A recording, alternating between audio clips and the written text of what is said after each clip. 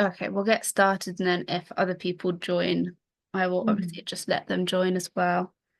So thank you everyone for joining us for tonight's workshop. This is our 6th professional development workshop in our series. Tonight's workshop is focusing on aquaculture and animal welfare, and will be hosted by the wonderful Claudia. So before I hand over to her, I'll just give you a little bit of information and background about Claudia. So Claudia is a marine scientist who is passionate about environmental conservation with a diverse career, lately focused on sustainability, animal welfare, and project management. Claudia is a co-author of 3 different fish welfare aquaculture volumes, and I'm sure she'll go into those and tell us a bit more about those later on in the workshop. If you guys have any questions, feel free to write them in the chat throughout the meeting. We'll be having a little Q&A at the end, so you can obviously save your questions for the end or write them down if you think you're going to forget them. This is being recorded and will be uploaded to YouTube as well, so that everyone can have the chance to watch it later on, or if people miss it, because I know that time zones are crazy. We have a community that is worldwide, so some people definitely won't be able to make it, but you can watch it back at a later time as well. If at any point I drop out, my Wi-Fi is pretty shocking, as Claudia already experienced. Hopefully the workshop will continue if I drop out, and you guys can just carry on and I'll just be able to jump back on. But if not, then obviously I can just restart it and everyone can join using the link again, because we have had to do that in the past. But fingers crossed it all goes smoothly. I'll pass over to Claudia now. Thank you so much, Flora, for such a nice introduction. Welcome, everyone. Thanks for joining us today in this workshop, in which for the next, I think, 1 hour, we'll have what I hope to be a very interesting conversation about animal welfare and aquaculture. And thanks also to Women in Ocean Science for organizing these workshops. Okay, so without any further delay, let's begin. Before starting, I'd like to remind you, in case you want to take any notes, please feel free to do it. But these slides, the whole presentation will be shared afterwards, so you can explore everything that is already in there. Another reminder here, if you see, sorry, let me just move that. Okay, if in a slide you see this icon, it means that it has some interactive elements. So you just need to click on that, and then it will show you where the interaction is. It could be, in this case, the index, it brings you to a certain section, but it might show you a pop-up window or brings you to a certain document or a website. So again, once you have the slides, you can explore the presentation as you wish. Okay, and now I know Laura already gave you a little bit of my background, but I'd like to dedicate the first slide to give you more information. So you know how I ended up working in farm fish welfare, which is a very interesting thing to do when you're a marine scientist, which is my case. So from 2013 until now, I've had different roles. You can tell from the scheme. I've been a marine cultures technician, an au pair, waitress, hotel assistant, customer service supervisor, and fish welfare specialist and project manager. Quite a journey, I know. One of the things I'm most proud of is the skill set that I've been able to develop throughout the years and through performing these various roles. And these skills, the good thing is they are transferable among sectors, and also they complement my formal education. I have a degree in marine science by University of Cadiz, a master's in aquaculture by University of Santiago de Compostela, and another master's in applied coastal marine management by University College Cork. And with that information, we'll move on to the next part, which is much more interesting than my profile. And it's aquaculture, or how humans have been farming aquatic animals for the last 3,000 years, and plants, not only animals. So do you know what aquaculture actually means? It's the rearing of aquatic organisms using techniques to increase its production beyond the environment's natural capacity and under individual or corporate ownership. Maybe now that you know the definition, you think of fishes. It's the first thing that comes to your mind regarding aquaculture. You are absolutely right. What if you also think about algae? You are right as well. The same as if you think about mollusks or crustaceans. As you can see, when I put the mouse on top of each image, it shows you a window with the English and the scientific name, so you can learn what species are the top ones farmed on a global scale. You see, we have the algae, mollusks, different fishes, and then the crustaceans.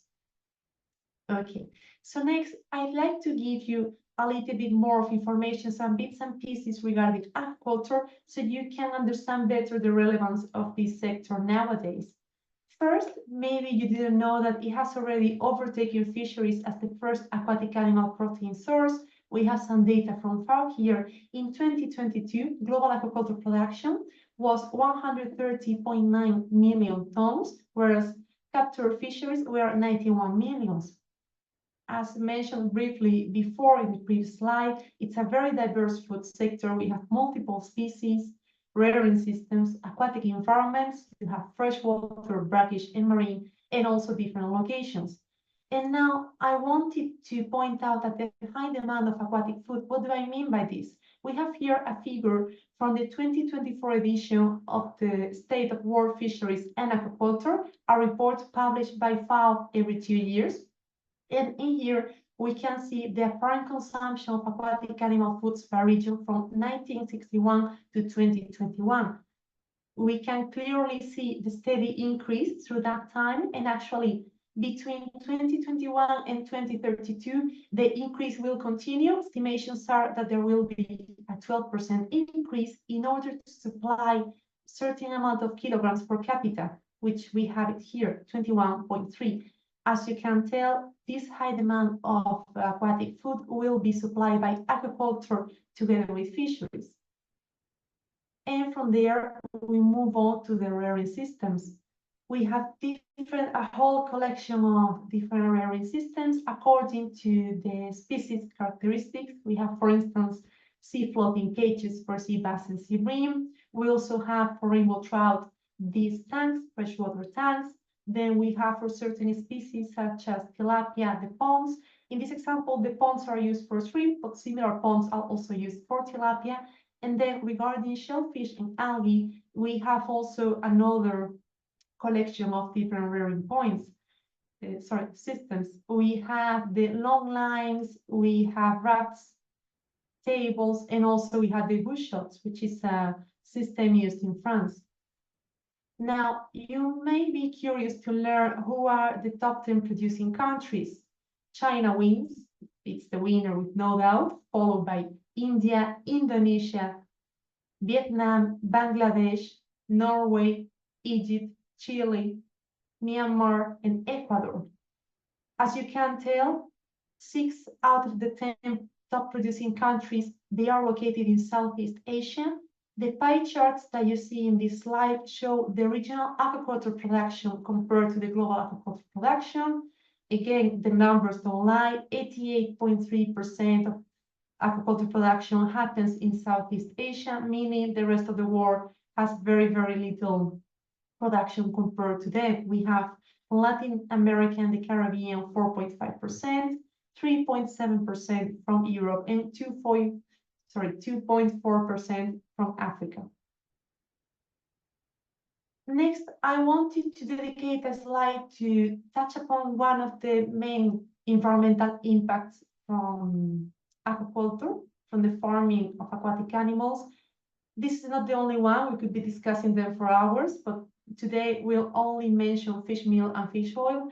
Maybe you're not aware or you didn't know before that most of the species farmed in aquaculture, they're actually carnivores, meaning that we need to get some ingredients out of the wild fisheries in order to feed the animals that are farmed.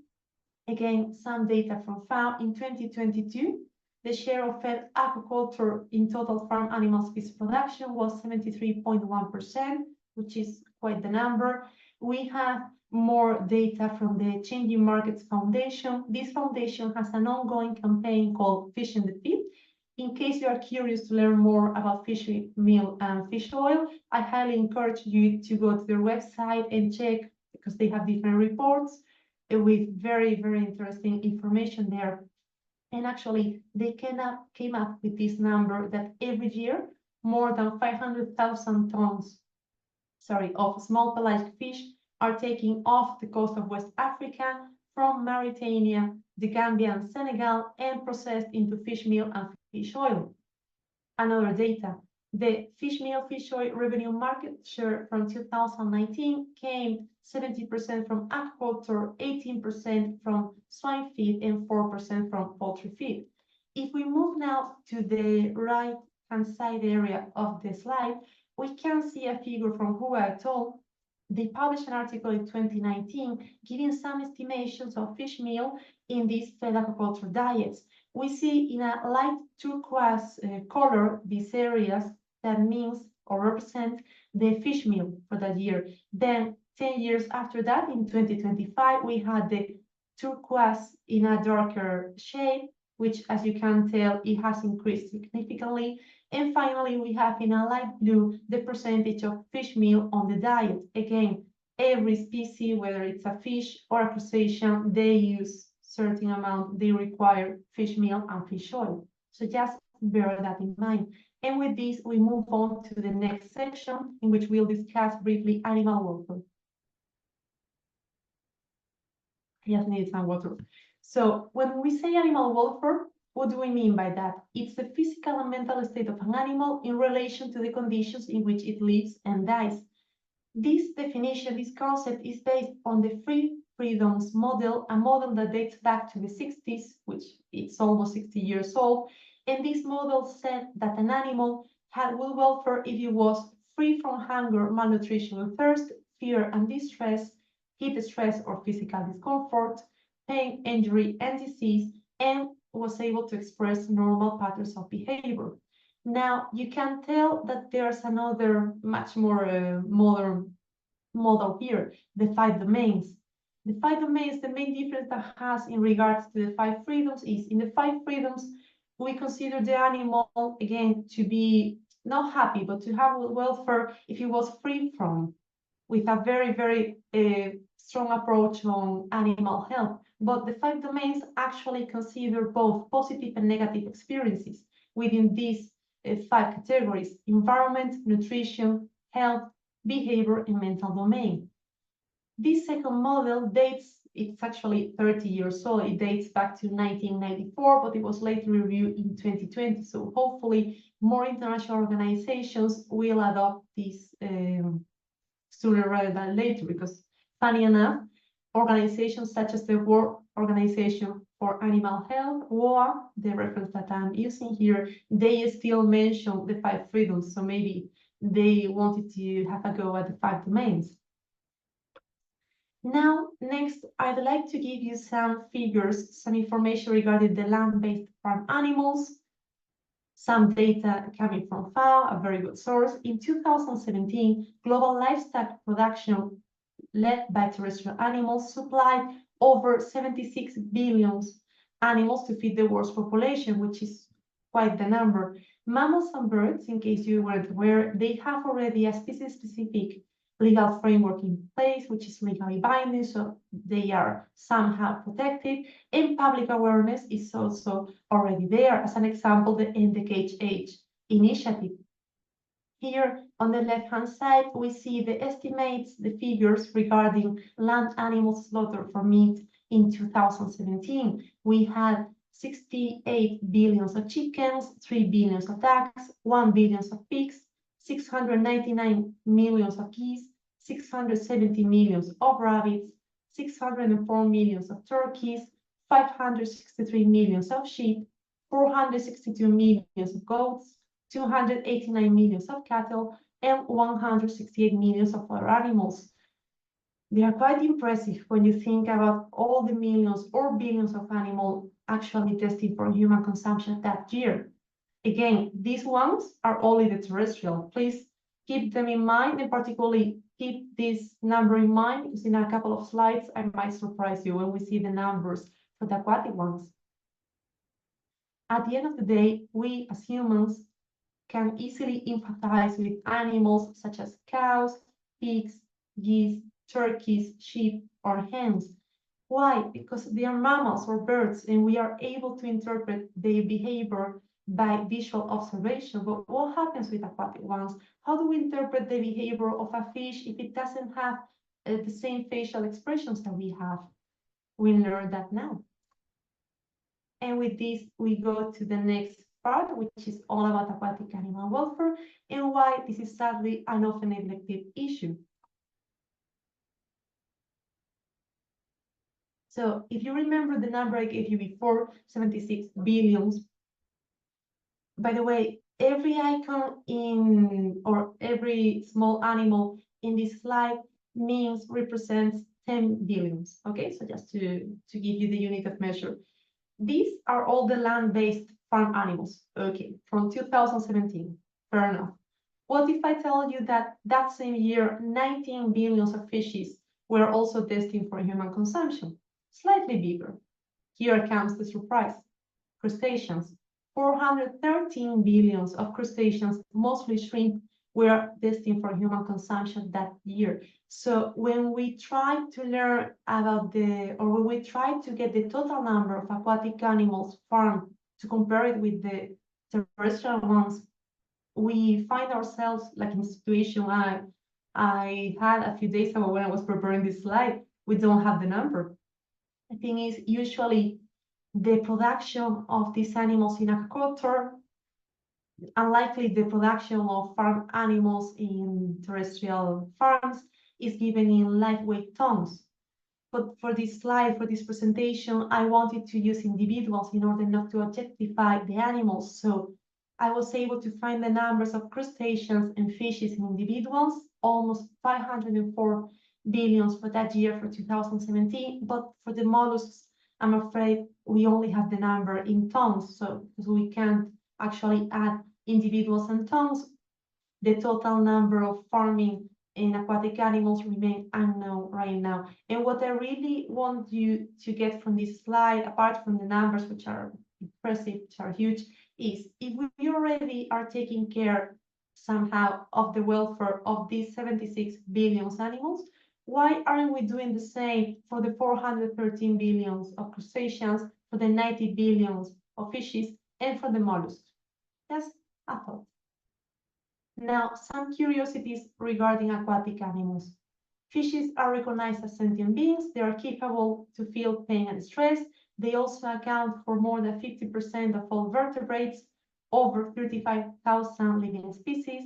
Many fishes can construct internal maps, use tools, and have short and long-term memory. So if you think about Dory, the character from Finding Nemo, she's adorable. We all love her, but Disney didn't actually tell us the truth there in the movie. They have very, very good memory. We also have eels, catfishes, and rays that are able to produce electric fields. So they use it for self-defense and prey detection. We have mollusks who have the superpower of building their own shells and repairing them. Octopuses are very, very intelligent creatures. They are solitary by nature and they have 3 hearts. Then we have lobsters who have blue blood and can live for over 100 years, like turtles. And crayfish, which I find this very funny, they walk forwards, but then when they swim backwards. So if you are able to go to YouTube, if you're curious to watch a video, it's very interesting to see them moving. And then finally, we have crabs and lobsters. They sense the world through little tiny hairs that cover their bodies, and these hairs are very sensitive to odor, smell, temperature, sound, and so on. Now, I'd like to give you a very, very brief summary. We are not talking, we're not dedicating, better said, a long time of the presentation to describe the legal framework, just to give you an idea, and then we move on to the certificates. So what happens? What rules are in place for aquatic animals that are farmed that come from aquaculture? Many different rules at the international level, at the European Union, at nationwide or national scale. We have codes, we have treaties, regulations, guidelines, declarations, a whole set of them. Long story short, they poorly protect the welfare. Why? If they are guidelines, they are voluntary. So maybe the farmers use it, maybe not. They are not legally obliged. The regulations, some of them say, okay, we cover vertebrates, which means at least they cover the fin fish, but it doesn't fully apply. So again, not really useful. Or we have another regulation that actually says it doesn't cover directly the aquatic animals. So how are we to how can we actually protect the welfare of these animals if we are missing a robust, a proper legal framework. Here on the right-hand side, I added a carousel of different documents. We have the code of conduct from FAO. We have this guide from the Scottish Salmon Producers Association. This one comes from the New Zealand government. NOFIMA is a Norwegian research institute. This one is a guide for sea bass and sea bream in the Mediterranean, produced by HAPO, which stands for Hellenic Aquaculture Producers Association. We have another one from the EU platform Animal Welfare, another guide for salmon coming from Chile, another one also for salmon coming from Canada, the guide on fish welfare in Spanish aquaculture, which I'm very proud of because I'm one of the co-authors of this document, and another overview coming from FAO. So lots of different, and apart from this, there are a whole of other complete set of documents that I couldn't include here because there was not enough space, but at the end of the day, not enough. Now, regarding the certifications, maybe if you've been in a supermarket lately, you've seen some of these. Aquaculture Stewardship Council, Best Aquaculture Practices, Friend of the Sea, GAP, Global GAP, and RSPCA. When you check the standards, and again, once you have access to the slides, you can click on each icon and it will bring you to the standard document. You find similarities, you find common ground in terms of animal health, training, feeding, handling, and slaughter process. It has to be said that within the last few years, they are making efforts, actually they are showing a willingness to include more and more welfare aspects. But the thing is, first, are we sure that the consumers actually know what's behind these standards, that they know what they mean? Maybe yes, maybe not. Like I know, but because I have a technical background and I read the standards, I don't know if everyone has the willingness to dedicate part of their daily time to go through a 100 pages or 200 pages document. Then the certification scheme can be easily found or they are widely spread in every country. It's all about whether the consumers ask for them or not. For instance, in the UK and Germany, people are more aware of animal welfare. They ask the retailers to have that in the products. So the retailer asks actually to the producers to have that. But in other countries such as Spain, where I've only seen this one and Friend of the Sea in another product, if people don't ask, if consumers don't ask, then the retailer won't ask either. And of course, the producer won't be paying the money that these things cost in order to have it. So it's all a chain. Just some key ideas to summarize what I expressed before regarding the legal framework and certifications. Welfare is often reduced to animal health, which is very sad because it includes many other relevant issues. The general rules and voluntary guidelines poorly protect the welfare of farm aquatic animals. There's a big disparity of standards among certifiers, some of them being stricter than others. And finally, now, the positive aspects of welfare are usually missing, for instance, environmental enrichment.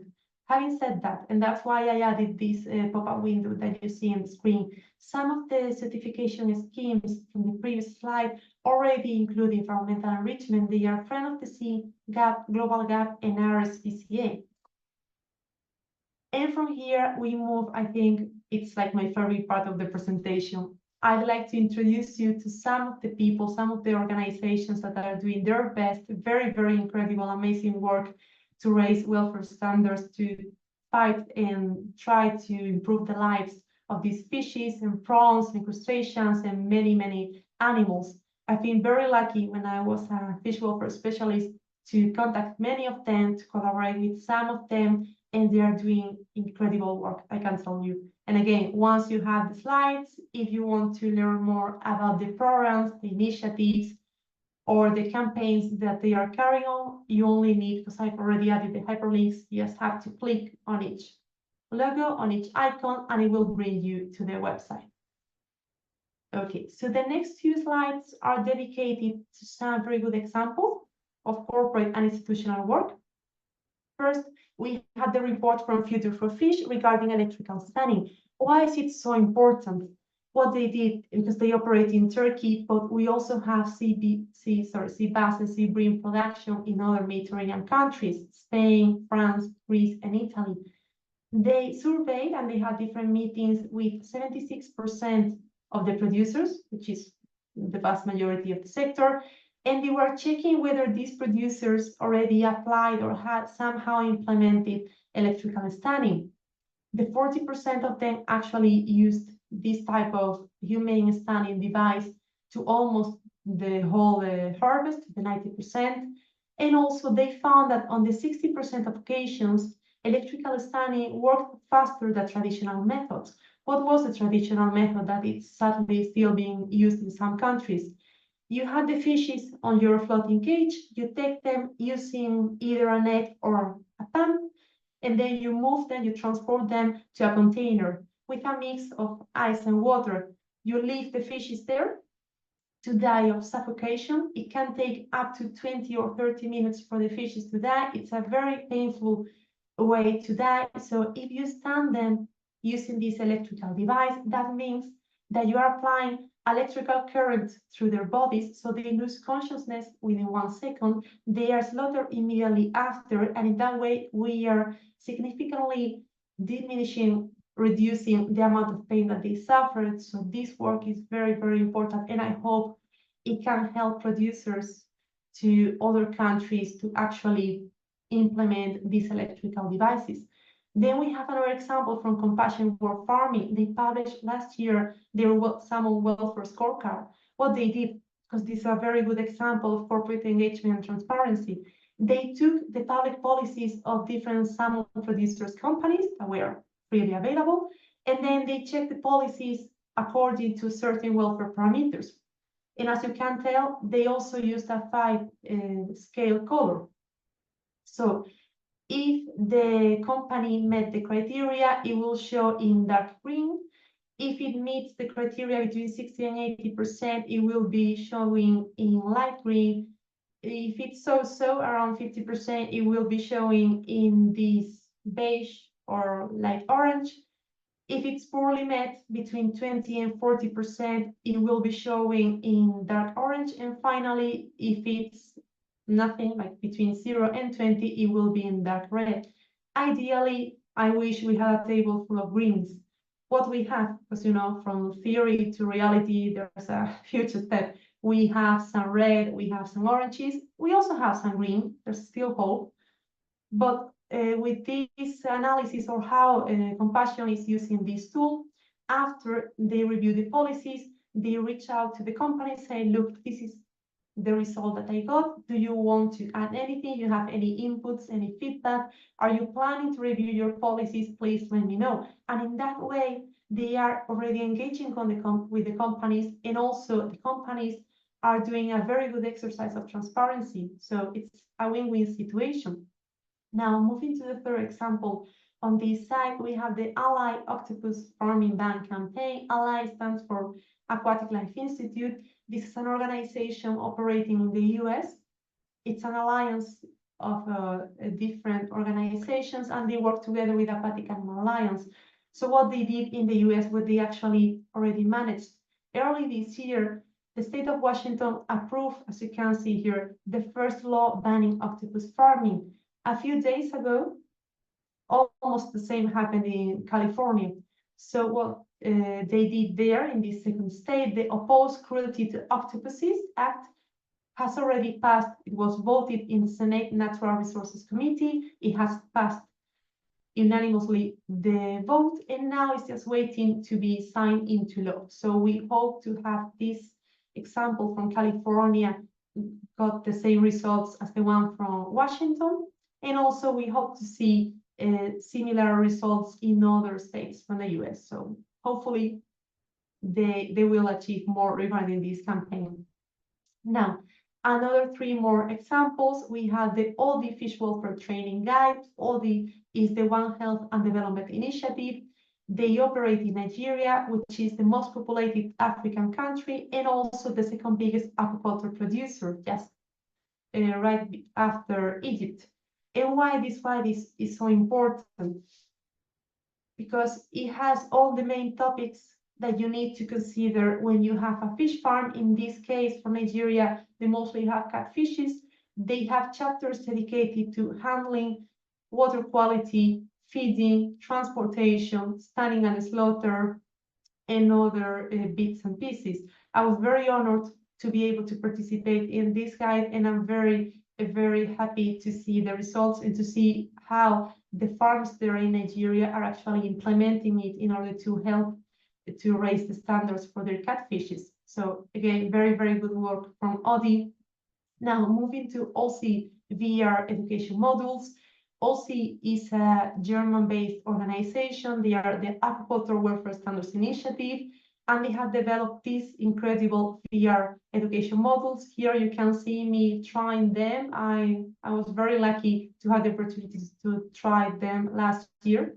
And the moment you put the goggles on, it looks like you are right on the farm. And actually, they have some modules in which it looks like you are underwater inside the tank with the fishes, which is incredible to look around and then you see the fishes swimming around you. It's very real. They have right now different modules for various finfish species available in English and German. They are also planning to have them in a near future in other languages. And apart from that, they published some recommendations on animal welfare in aquaculture, touching more or less the same topics that the OD guide had: water quality, animal handling, feeding, transport, and stunning and slaughter.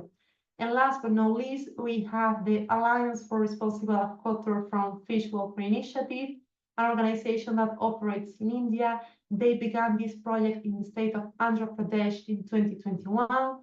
Today, they have 142 carp farms currently participating in the program.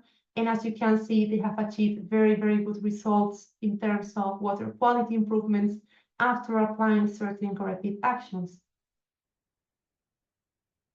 Okay, and with this, we get to the final part of the presentation,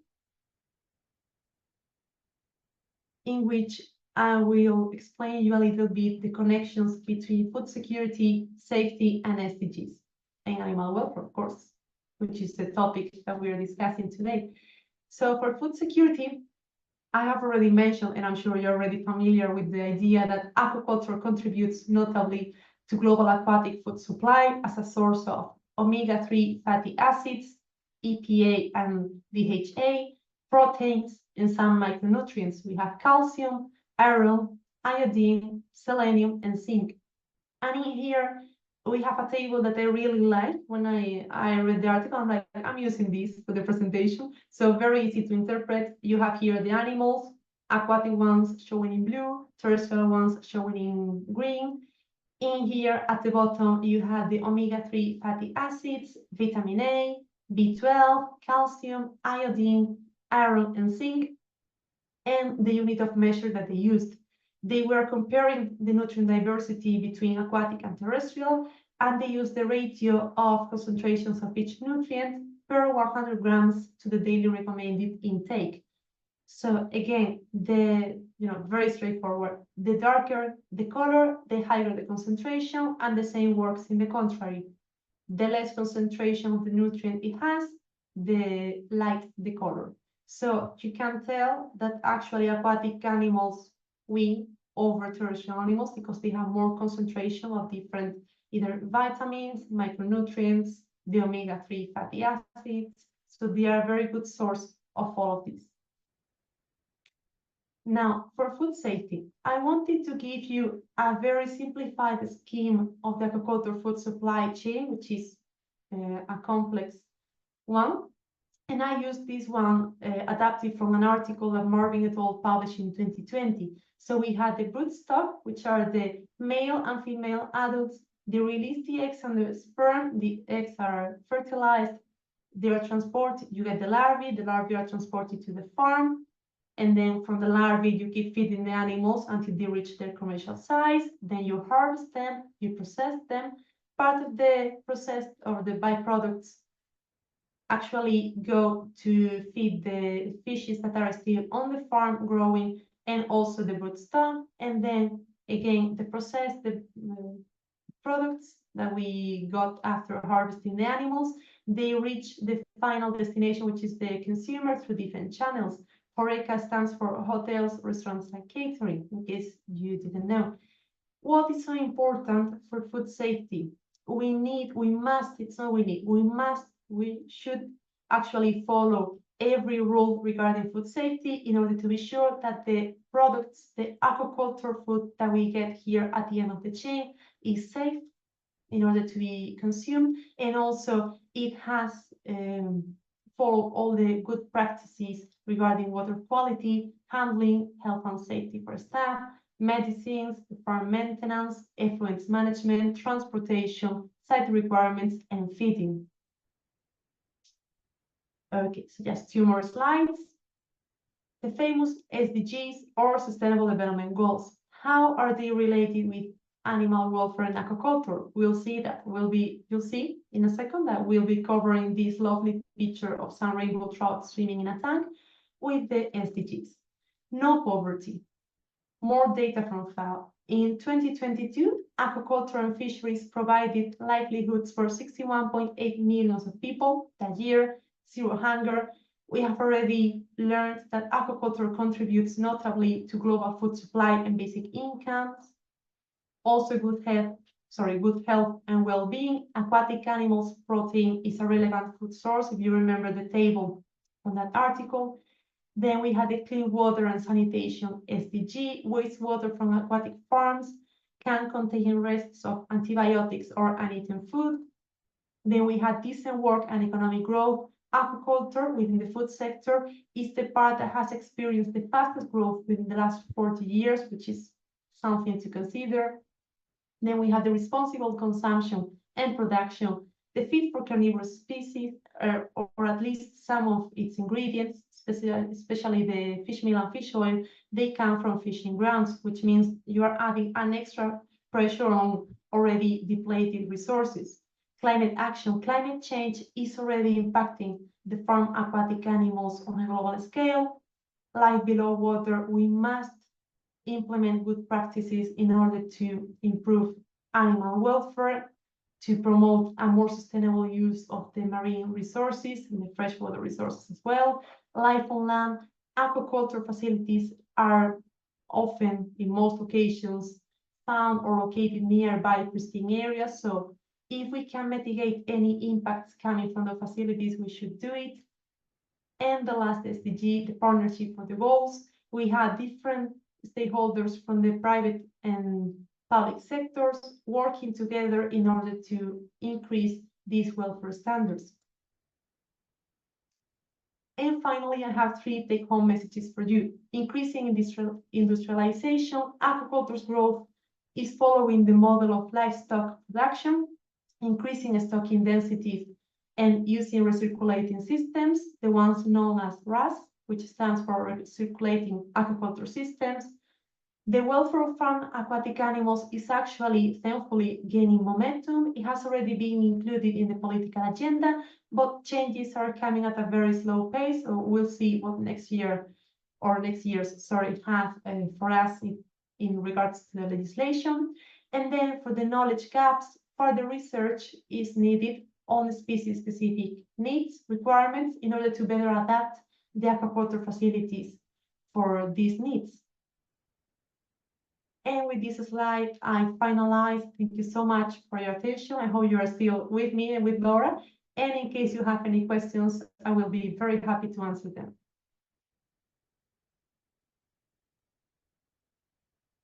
Perfect. Thank you, Claudia. That was a really interesting presentation.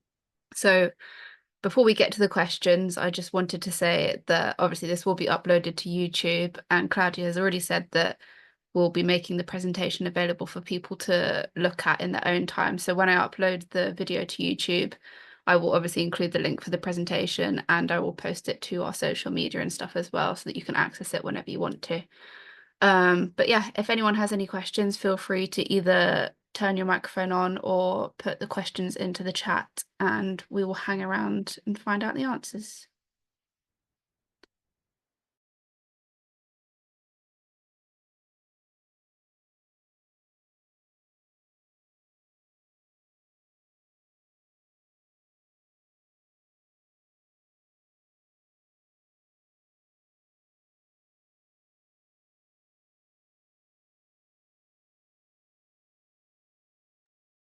please, Diana, go ahead. Hello, hope you're doing well. Thank you so much for the presentation. I really loved it. Can you hear me well? Yes. Okay, perfect. I'm just asking from your point of view, what would be the challenges facing the aquaculture, this industry? Well, that's like one of the questions that we are often asked ourselves. Like, if you work in an animal welfare organization, or if you work within the industry, it's like, what are the challenges? It has many, many different challenges. The thing is, usually, I'd say that not the people from the industry, because they already know the way it functions, but the people from other livestock industries, they don't realize that in aquaculture you have much more animals being reared. For instance, according to the FAO reports, there are, I think it was 752, like over 700 species items found worldwide. So many, many different species, different locations. Then you have the rearing systems.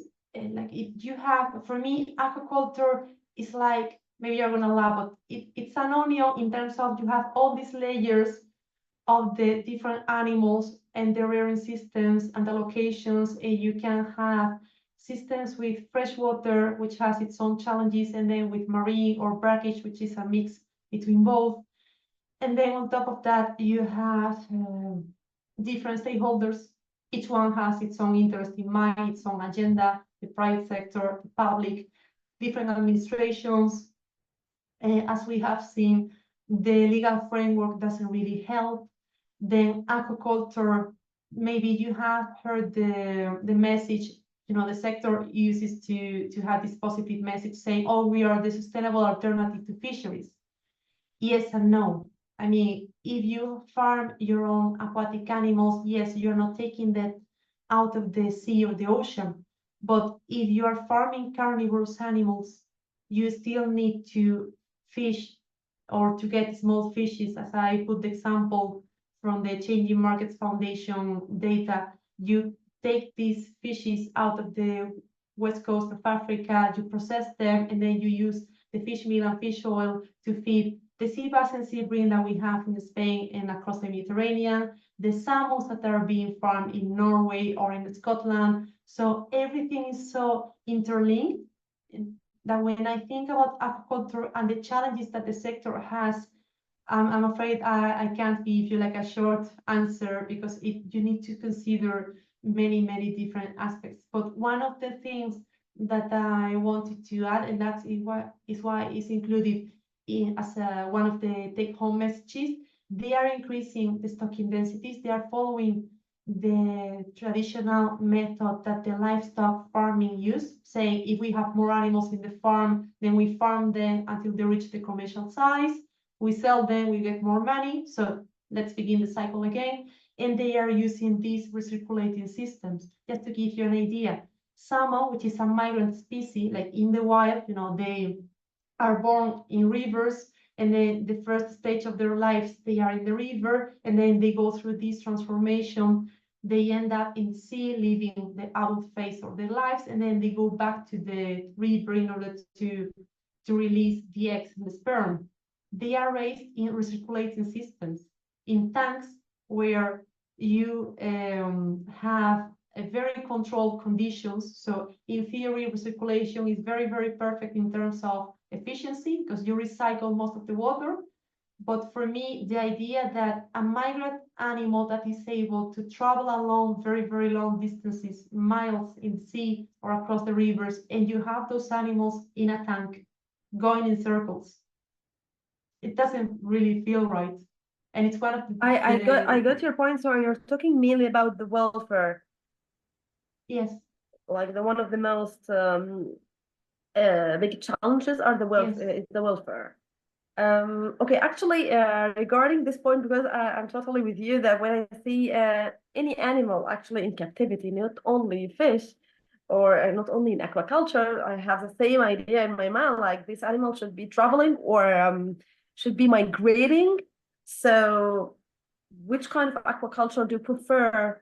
I mean, since you're against the tanks, they are not that quiet, they don't have that quiet enough space, which I really agree with. So what kind of aquaculture do you prefer?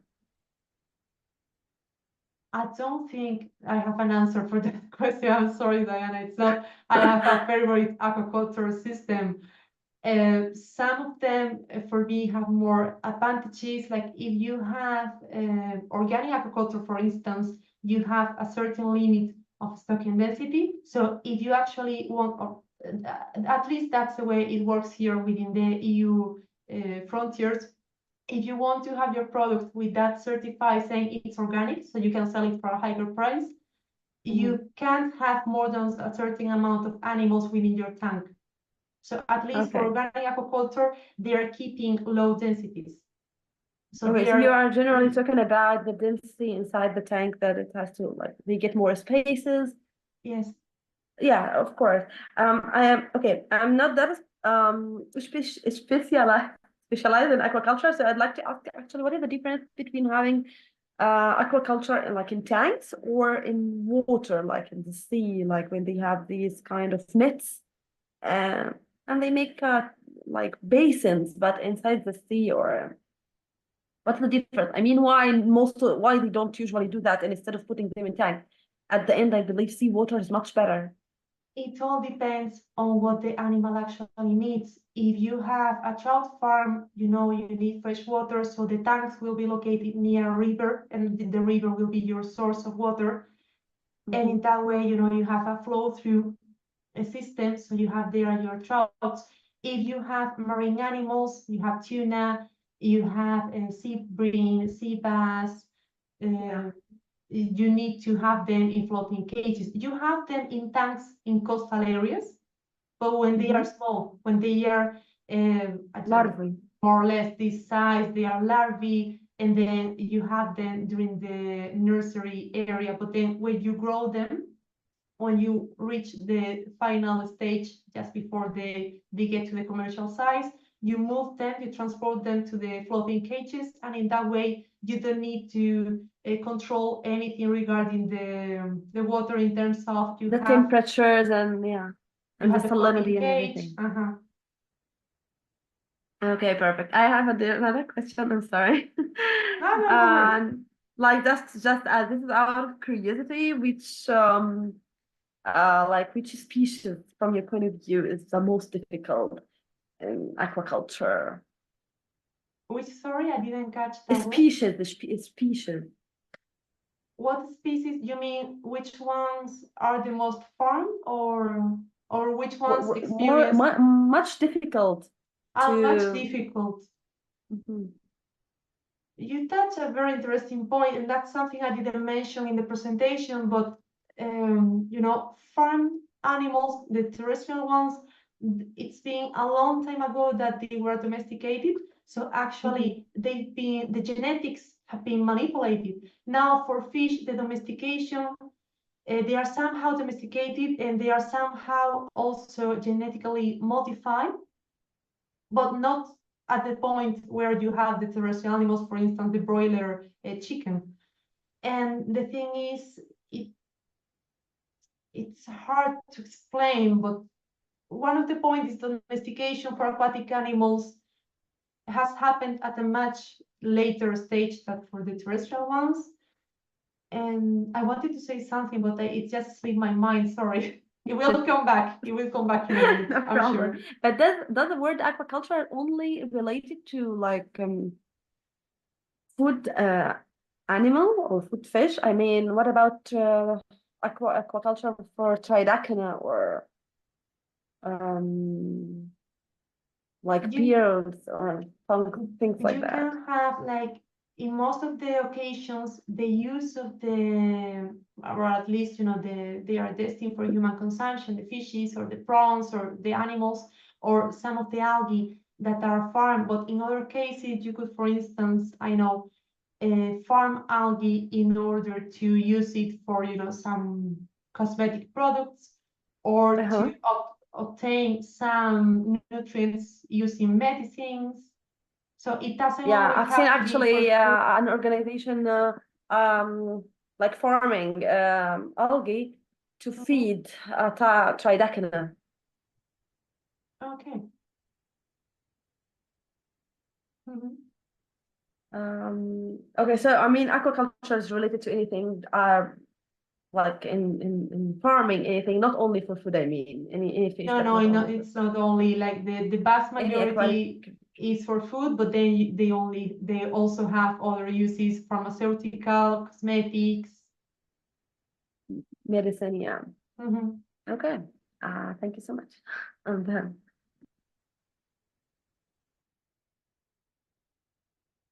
Any more questions? Oh, and Diana, if you want to reach me, or if anyone wants to reach me, you'll find my email in the last slide of the presentation in case you have any more questions or maybe you want to have a chat. I'm sorry, where exactly? In the last slide, let me just 1 second share it again so I can show you. Sorry, I forgot to mention that. I was so excited to have finished the presentation. It's not sure. So in here, can you see the pop-up window where it shows my email address? Yeah, done. Okay. So I you just have took it a here, screenshot. or if you click on the LinkedIn icon, it will bring you to my LinkedIn profile. You can reach me both ways. Perfect. Vielen Dank. Perfect. So I think we'll probably finish it there. Obviously, as Claudia said, if you've got any questions, you can find the presentation in the YouTube when I upload it, and I'll obviously post on our social medias once it's been uploaded. And yeah, the presentation link will be there, and I'll also put her email separately in the description of the YouTube as well, so it's easy to find. But yeah, thank you very much to everyone who has joined us today. We had quite a good turnout. And again, we will be hosting our next workshop probably at the end of next month. Nothing's confirmed yet, but again, we will post this on our social medias. So keep an eye out for that one. But thank you very much, Claudia, and thank you to everyone that attended. And good evening.